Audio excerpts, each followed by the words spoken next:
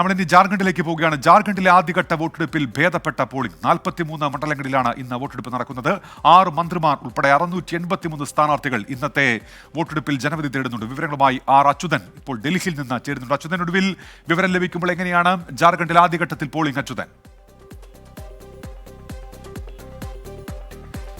ഉന്മേഷ 3 മണിവരെയുള്ള കണക്കുകൾ പ്രകാരം ജാർഖണ്ഡിൽ രേഖപ്പെടുത്തിയിരിക്കുന്ന പോളിംഗ് 59.28%. ഒരു ഭേദപ്പെട്ട പോളിംഗ് ആണ് കാണുവാനായി കഴിയുന്നത്.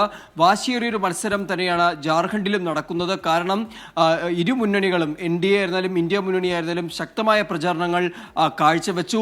ഇന്ന് പ്രധാനമന്ത്രി 2ാം ഘട്ട തെരഞ്ഞെടുപ്പിനായുള്ള തെരഞ്ഞെടുപ്പ് റാലികൾ ജാർഖണ്ഡിൽ അഭിസംബോധന ചെയ്യുന്നുണ്ട്. നുഴഞ്ഞുകയറ്റം, ഏകീകൃത സിവിൽ കോഡ് ഉൾപ്പെടെയുള്ള വിഷയങ്ങൾ ചർച്ചയായ ഒരു ഇടം കൂടിയാണ് ജാർഖണ്ഡ്. ഇന്ന് ജനവിധി തേടുന്നവരിൽ സറൈക്കെല്ലയിൽ ചമ്പൈ സോറൻ ഉൾപ്പെടെയുള്ളവരാണ് ഈ ജനവിധി തേടുന്നതിലെ പ്രമുഖർ. JMM വിട്ട് BJPയിലെത്തിയ നേതാവ് കൂടിയാണ് ചമ്പൈ സോറൻ. ഗോത്രവർഗ വിഭാഗങ്ങൾ ഉൾപ്പെടെയുള്ള മണ്ഡലങ്ങളും ഈ ആദ്യഘട്ടത്തിൽ വരുന്നുണ്ട്. സറൈക്കെല്ല പോലുള്ള മണ്ഡലങ്ങളും ഈ ആദ്യഘട്ടത്തിൽ ഉൾപ്പെടുന്നുണ്ട്. അങ്ങനെ വാശിയേറിയൊരു മത്സരം അത് നടക്കുന്ന ഒരിടം കൂടിയാണ് ജാർഖണ്ഡ്. ഇത്തവണ അധികാരം തിരിച്ചു പിടിക്കുവാനുള്ള തീവ്ര പരിശ്രമത്തിലാണ് BJP.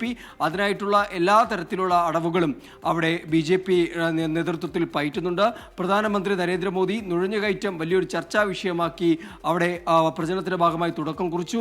ഒടുവിൽ കേന്ദ്ര ആഭ്യന്തരമന്ത്രി അമിത്ഷാ, പ്രതിരോധ മന്ത്രി രാജ്നാഥ് സിംഗ്, പാർട്ടി അധ്യക്ഷൻ JP നദ്ദ ഉൾപ്പെടെയുള്ളവർ അവിടെ എത്തി ഈ പ്രാദേശിക ഒരു വികാരം അത് സ്പർശിക്കുന്ന തരത്തിലേക്ക് പ്രചരണം നടത്താൻ BJPക്ക് സാധിച്ചു. എന്നാൽ ഇന്ത്യ മുന്നണിയാകട്ടെ ഹേമന്ത് സോറനും അതുപോലെ തന്നെ കൽപ്പന സോറനും സദാസമയവും പ്രചരണ രംഗത്തുണ്ടായിരുന്നു.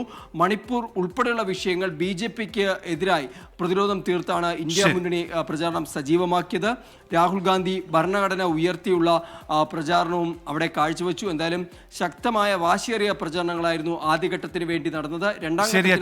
ആദ്യഘട്ട വോട്ടെടുപ്പ് പുരോഗമിക്കുകയാണ് ജാർഖണ്ഡിൽ. അച്യുതനാണ് വാർത്തയുടെ വിശദാംശങ്ങൾ നൽകിയത് ഇപ്പോൾ ഡൽഹിയിൽ നിന്ന്.